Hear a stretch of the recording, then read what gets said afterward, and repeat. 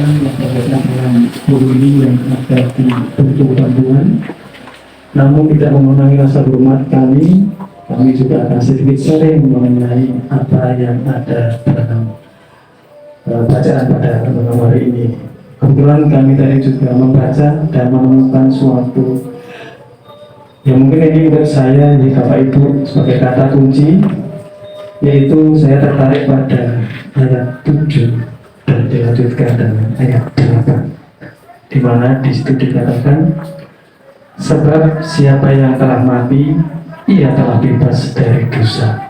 Lalu diperkuat, jadi jika kita telah mati dengan Kristus, kita percaya bahwa kita akan hidup juga dengan Dia.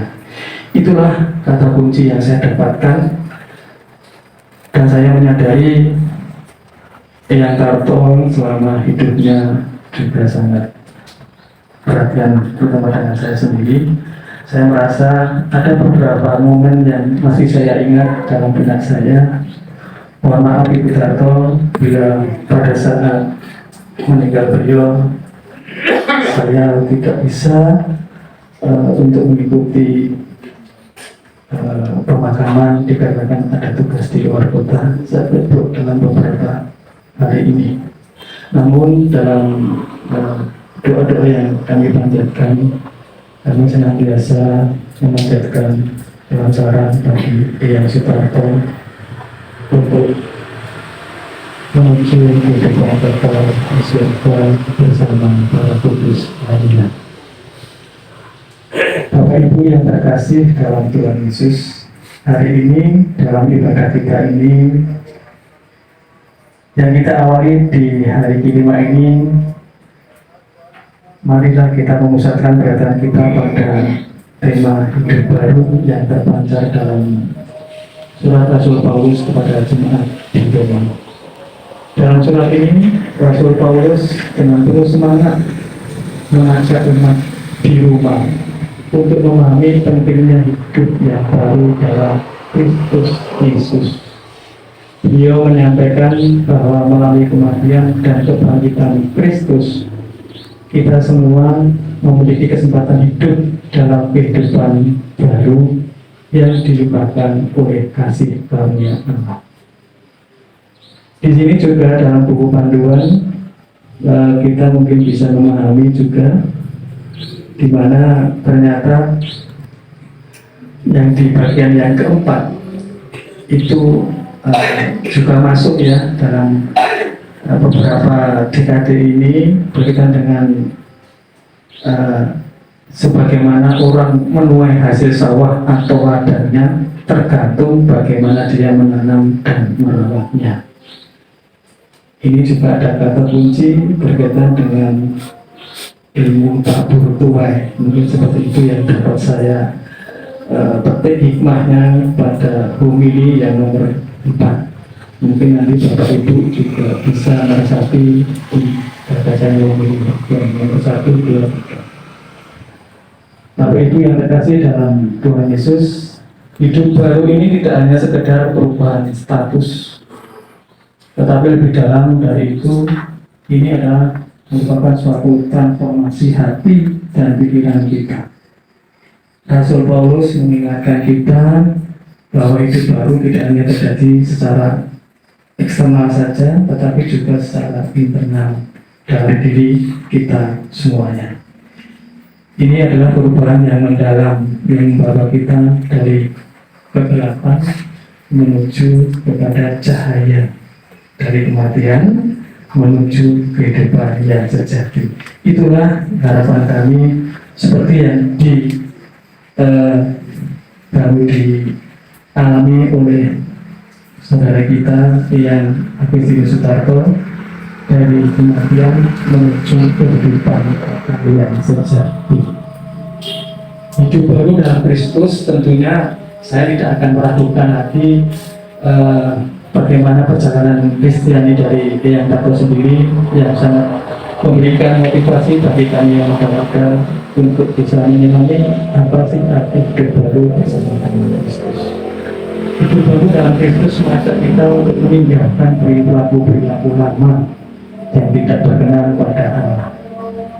ini adalah panggilan untuk menanggalkan dosa dan egoisme, dan menggantinya dengan ajaran Kristus sendiri, terutama ajaran cinta kasih, kebaikan, kesabaran, yang mungkin juga kita dapatkan dalam setiap pertemuan yang ada di lingkungan kita, setiap pertemuan-pertemuan kerohanian kita.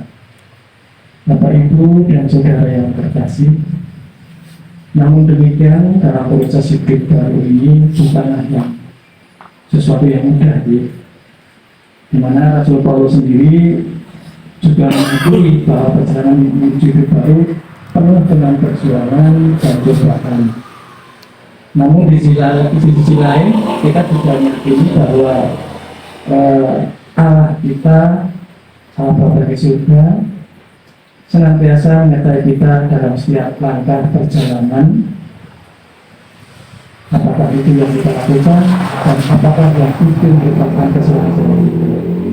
Namun dengan iman yang teguh dan dukungan dari Roh Kudus, kita dapat terus maju meskipun kadang-kala sering jatuh bangun.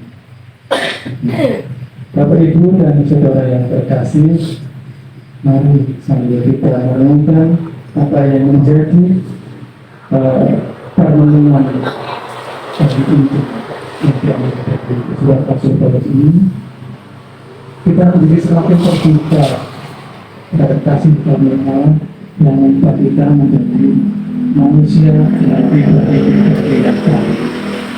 Mari kita buka hati dan pikiran kita untuk menerima pembaruan rohani yang ditawarkan kepada kita semua melalui Tuhan Yesus Kristus ini. Kita mengalami hidup baru ini menjadi saksi-saksi Kristus yang ada dan kuasa kebenaran Allah yang bekerja dalam hidup kita sehari-hari. Sebagai umat Katolik, sekali lagi, mari kita hidup sesuai dengan panggilan kita untuk menjadi terang bagi dunia, terang bagi masa kita sekitar kita, dan menjadi terang kepada semua orang di sekitar lingkungan maupun juga di sekitar keluarga kita. Marilah kita bersatu dalam doa, memohon kepada Allah agar Dia terus membimbing dan menguatkan kita dalam perjalanan hidup baru ini dengan penuh kasih, kesabaran, dan kerendahan hati. Bapak Ibu yang terkasih, hidup baru adalah hidup yang penuh penyerahan kepada penyelenggaraan Allah.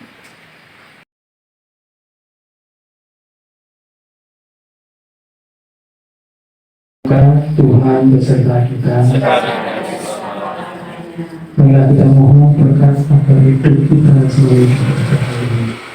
Semoga kita semua yang berkumpul di sini selalu dituntun dan dilindungi oleh berkat Allah yang Maha Kuasa dalam nama Bapa dan Putra dan Roh Kudus. Amin. Lagu penutup nomor 105, bait 1 dan 2. Monggo. Mengasih Maria kerinduanku,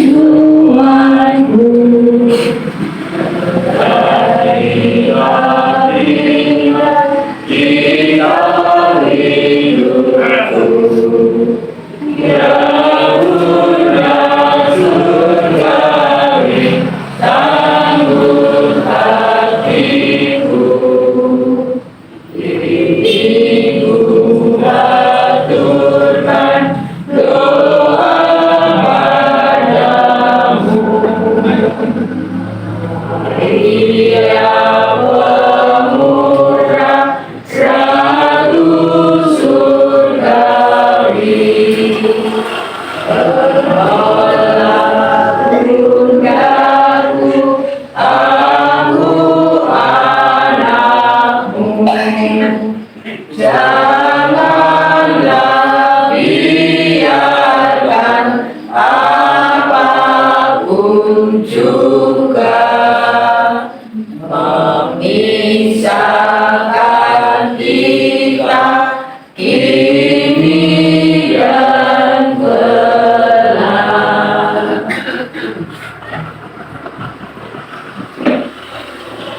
Amin.